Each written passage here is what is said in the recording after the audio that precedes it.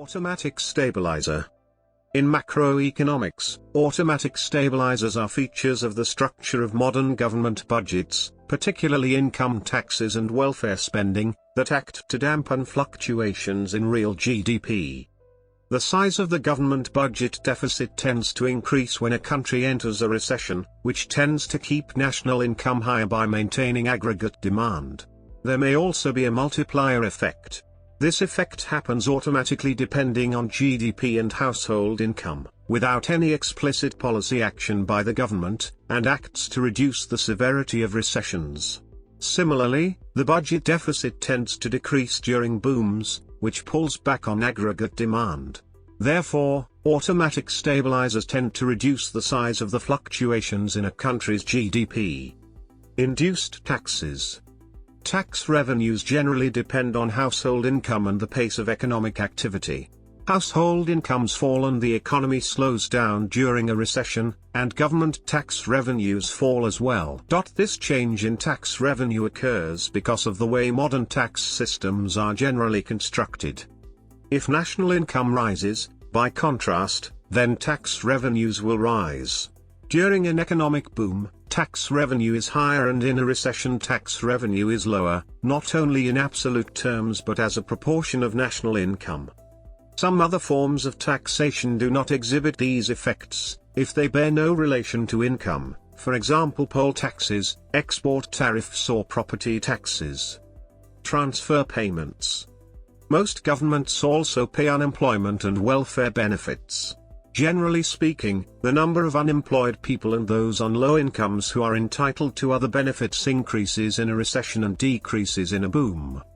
As a result, government expenditure increases automatically in recessions and decreases automatically in booms in absolute terms. Since output increases in booms and decreases in recessions, expenditure is expected to increase as a share of income in recessions and decrease as a share of income in booms. Incorporated into the expenditure multiplier. This section incorporates automatic stabilization into a broadly Keynesian multiplier model. Multiplier equals 1 minus, backslash display style multiplier equals backslash frac, 1.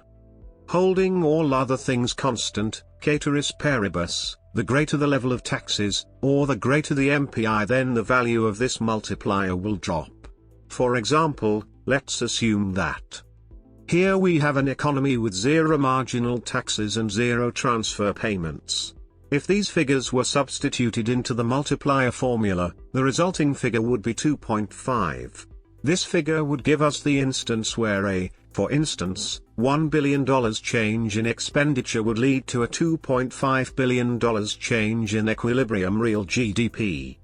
Let's now take an economy where there are positive taxes, an increase from 0 to 0.2, while the MPC and MPI remain the same. If these figures were now substituted into the multiplier formula, the resulting figure would be 1.79. This figure would give us the instance where, again, a $1 billion change in expenditure would now lead to only a $1.79 billion change in equilibrium real GDP. This example shows us how the multiplier is lessened by the existence of an automatic stabilizer, and thus helping to lessen the fluctuations in real GDP as a result from changes in expenditure. Not only does this example work with changes in T, it would also work by changing the MPI while holding MPC and T constant as well. There is broad consensus among economists that the automatic stabilizers often exist and function in the short term. Additionally, imports often tend to decrease in a recession, meaning more of the national income is spent at home rather than abroad. This also helps stabilize the economy. Estimated effects. Analysis conducted by the Congressional Budget Office in 2013 estimated the effects of automatic stabilizers on budget deficits and surpluses in each fiscal year since 1960. The analysis found, for example, that stabilizers increased the deficit by 32.9% in fiscal 2009, as the deficit soared to $1.4 trillion as a result of the Great Recession, and by 47.6% in fiscal 2010. Stabilizers increased deficits in 30 of the 52 years from 1960 through 2012. In each of the 5 surplus years during the period, stabilizers contributed to the surplus. The $3 billion surplus in 1969 would have been a $13 billion deficit if not for stabilizers, and 60% of the 1999 $126 billion surplus was attributed to stabilizers.